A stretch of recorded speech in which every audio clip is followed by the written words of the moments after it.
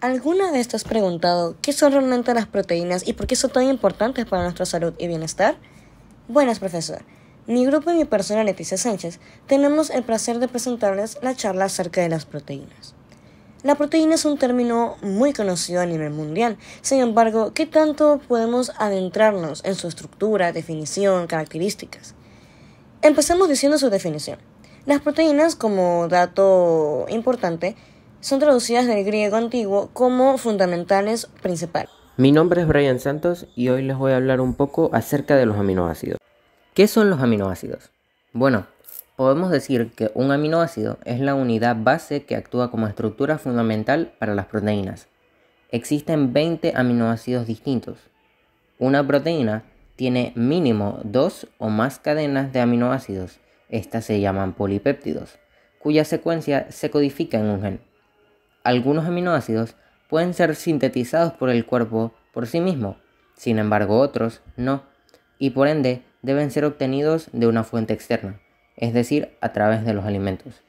Entre sus funciones y sus importancias, podemos destacar que los aminoácidos ayudan a descomponer los alimentos, al crecimiento y a la reparación de los tejidos corporales, y algunas veces pueden servir como fuente de energía. También son los encargados de permitir la contracción muscular y de mantener el equilibrio de ácidos y bases en el organismo. Aparte, podemos decir que cada aminoácido distinto tiene una función independiente. Los aminoácidos, cuando se unen entre ellos, forman cadenas. Estas se pliegan y dan una forma concreta a la proteína que resulta. Dependiendo de la forma, la proteína podrá desempeñar una función u otra dentro de la célula. Los aminoácidos se pueden clasificar en dos tipos, esenciales y no esenciales.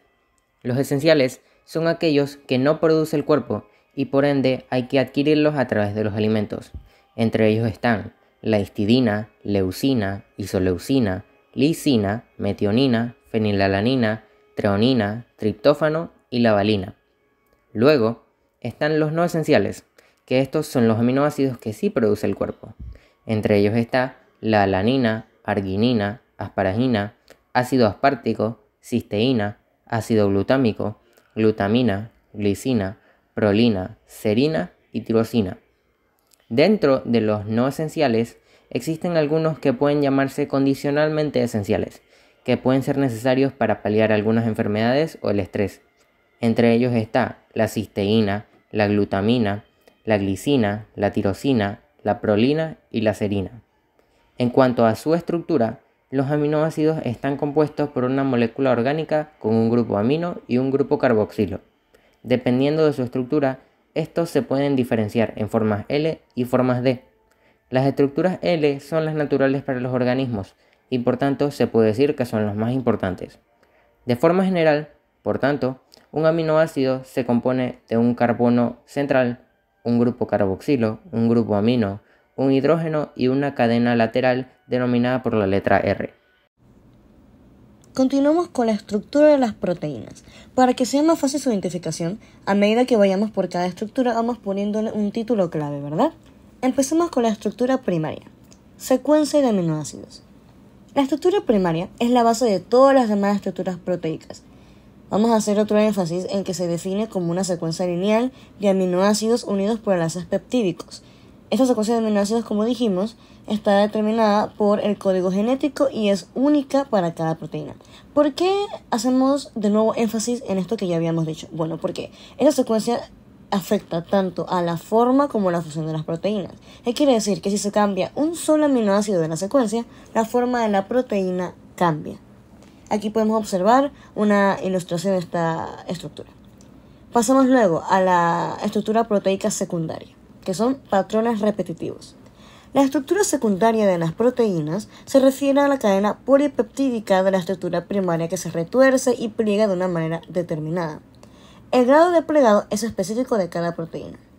La cadena o bien partes de la cadena pueden formar dos estructuras diferentes importantes, que es la estructura alfa-hélice y la estructura de lámina beta o lámina plegada. ¿Cómo pueden estar distribuidas estas? Bueno, Las proteínas pueden tener solo una alfa hélice, solo una lámina plegada o una mezcla de ambas. Estos pliegues en la cadena, ¿por qué se dan? Bueno, se producen cuando se forman enlaces de hidrógeno entre los aminoácidos. Estos enlaces proporcionan estabilidad, lo cual es de vital importancia. Para hacer como un paréntesis, los enlaces de hidrógeno son débiles por sí mismos, pero proporcionan fuerza a las moléculas cuando están en grandes cantidades. Aún así, son fáciles de romper. Terminando con esto, vamos con la estructura proteica terciaria, que es plegamiento tridimensional. Ok, en la estructura terciaria podemos ver partes de estructura secundaria en la cadena polipeptídica, debido a que se retuercen y se doblan.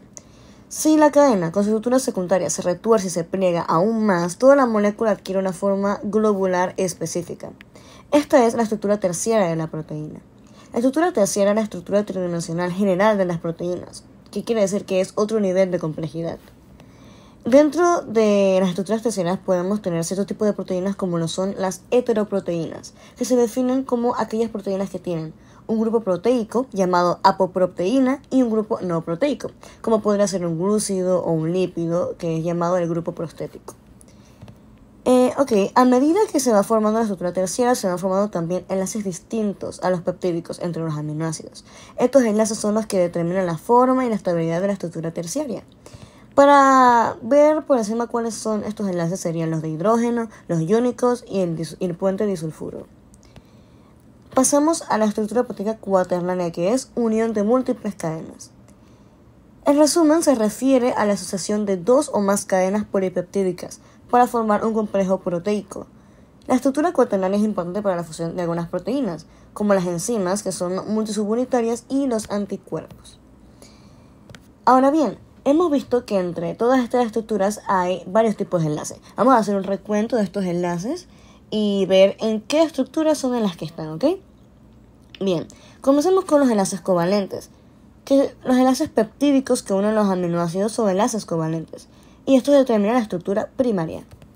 Seguimos con los enlaces de hidrógeno. Son los principales responsables de la formación de las estructuras secundarias y terciarias.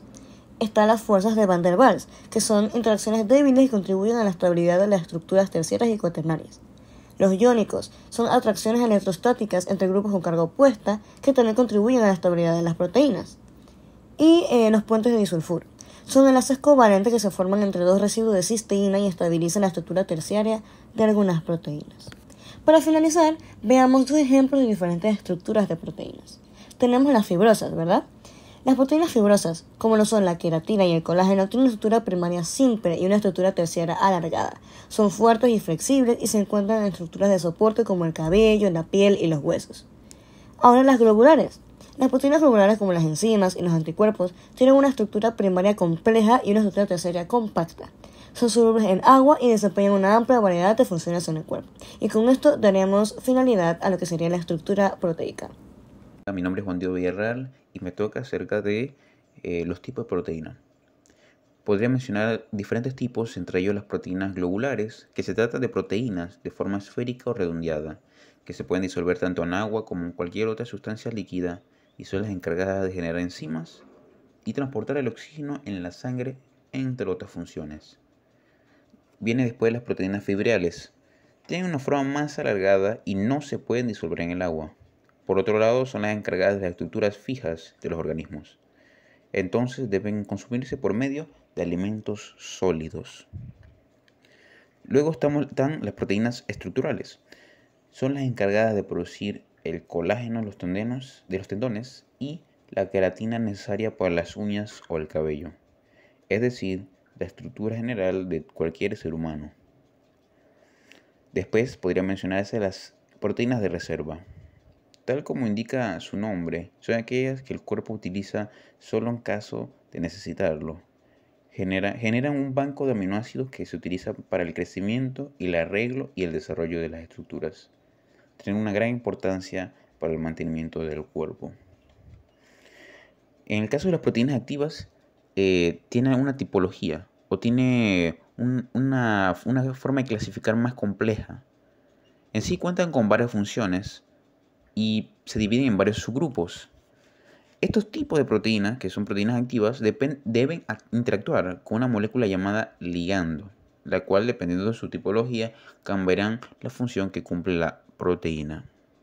Entre algunas de las proteínas activas que se podría mencionar está la proteína transportadora, que son las encargadas de transportar el oxígeno a través de la sangre hacia las distintas partes del cuerpo. Las enzimas se unen con el sustrato y cumplen algunas funciones con el consumo de alimentos y la coagulación de la sangre. Las proteínas contráctiles también son parte de las proteínas activas, alargan o acortan el órgano en el que se encuentra, es decir, generan un movimiento de contracción. De ahí su nombre. Las proteínas inmunes o inmunoglobulinas se unen a una sustancia tóxica y bloquean su función para incapacitarla. En otras palabras, cumplen lo que mucho tiempo se ha conocido como los anticuerpos. Y proteínas reguladoras son las encargadas de dar inicio a algunos procesos celulares como, por ejemplo, las hormonales. Gracias. Mi nombre es María Fernanda Vázquez y yo hablaré acerca de las propiedades de las proteínas. La primera propiedad es la solubilidad, ya que las proteínas son solubles en agua cuando adoptan una conformación globular. Esto es debido a los radicales libres de los aminoácidos que, cuando se ionizan, establecen enlaces débiles como los puentes de hidrógeno con las moléculas de agua. Así, cuando una proteína se solubiliza, queda recubierta de una capa de moléculas de agua que impide que se pueda unir a otras proteínas, lo cual provocaría su precipitación. Esta propiedad es la que hace posible la hidratación de los tejidos de los seres vivos. Otra de las propiedades de las proteínas es la capacidad amortiguadora, ya que las proteínas tienen un comportamiento anfótero y esto las hace capaces de neutralizar las variaciones de pH del medio, ya que pueden comportarse tanto como una base como un ácido, y por tanto liberar o retirar protones de hidrógeno del medio donde se encuentren. Otra propiedad es la desnaturalización. La desnaturalización se refiere a la ruptura de los enlaces que mantenían sus estructuras cuaternarias, terciarias o secundarias, conservando solamente la primaria, o sea, la más simple. En estos casos, las proteínas se transforman en filamentos lineales y delgados que se entrelazan hasta formar compuestos fibrosos e insolubles en agua. Los agentes que pueden desnaturalizar a una proteína pueden ser el calor excesivo, sustancias que modifican el pH, alteraciones en la concentración, alta salinidad o agitación molecular. El efecto más visible de este fenómeno es que las proteínas se hacen menos solubles o insolubles y que pierden su actividad biológica. La última propiedad es la especificidad, ya que es una de las propiedades más características y se refiere a que cada una de las especies de seres vivos es capaz de fabricar sus propias proteínas, que son diferentes a las de otras especies, pero aún así, dentro de una misma especie hay diferencias proteicas entre los distintos individuos. Sin embargo, esto no ocurre con los glúcidos y lípidos, ya que son comunes en todos los seres vivos. La enorme diversidad proteica interespecífica e intraespecífica es la consecuencia de las múltiples combinaciones entre los aminoácidos, lo cual está determinado por el ADN de cada individuo. Mi nombre es Rommel Sainz y yo le voy a hablar acerca de las funciones de la proteína y las aplicaciones en la medicina. Bueno, funciones de las proteínas en el cuerpo humano. Por ejemplo, las medicinas forman tejidos y forman órganos, como por ejemplo los músculos, la piel, el cabello, proporcionando estructura y soporte. Además, tienen una función inmune que actúan como defensas contra las enfermedades o invasores en el organismo. También son catalizadoras, acelerando las reacciones químicas en el cuerpo, en el organismo, o reacciones metabólicas también incluidas allí. Las proteínas también sirven de transporte de moléculas como la hemoglobina. También sirve para transmitir señales entre células y dentro de células. Y son fuente esencial de energía, por supuesto, cuando no hay una suficiente cantidad de carbohidratos y lípidos en el cuerpo. Entonces, ¿cómo se aplica las proteínas en la medicina? Las proteínas en la medicina se han utilizado muy recurrentemente, desde la secuenciación de la insulina hasta los marcadores del cáncer, como por ejemplo se puede mencionar la proteína HER2, que es especialmente abundante en un tipo de cáncer de mama, y la proteína Tau o TAU, que es abundante en la enfermedad de Alzheimer. Entonces, por esto es esencial que los doctores y los científicos estén de la mano, trabajen en conjunto para detectar enfermedades lo más rápido posible o lo más precozmente posible para poder evaluar y seleccionar un tratamiento posible o el mejor tratamiento para alguna enfermedad que se acerque y evitar que empeore. Y así, de la misma forma, poder monitorear los resultados y el avance de esta enfermedad. Además, las proteínas en la medicina son importantes para la formación de dietas que estimulen las síntesis proteicas en los pacientes. Y además, las proteínas también son muy importantes en pacientes críticos. ¿Por qué? Porque estas sirven para un aporte proteico de aumentar el contenido energético de los pacientes críticos para que sus fuentes de energía no se agoten y tengan un aporte o una reserva vital importante en su organismo. Entre algunos ejemplos de la variedad de proteínas que se encuentran son, primero, el fibrinógeno. Esta proteína participa en la formación de coágulos de sangre en el cuerpo. Otra proteína es la elastina, que es una proteína que existe en la fibra del tejido conectivo de la piel que le da su resistencia y elasticidad. Otra proteína es la albúmina. Esta participa en la regulación del balance de líquidos y en el transporte de sustancias. También está la hemoglobina, que es la proteína de los glóbulos rojos que lleva oxígeno de los pulmones al resto del cuerpo. Y finalmente se encuentra la queratina. Esta constituye el componente principal que forman las capas más externas de la epidermis de los vertebrados y de otros órganos derivados del ectodermo, faneras como el pelo, uñas, pluma, cuerdos, ranfotecas y pezuñas.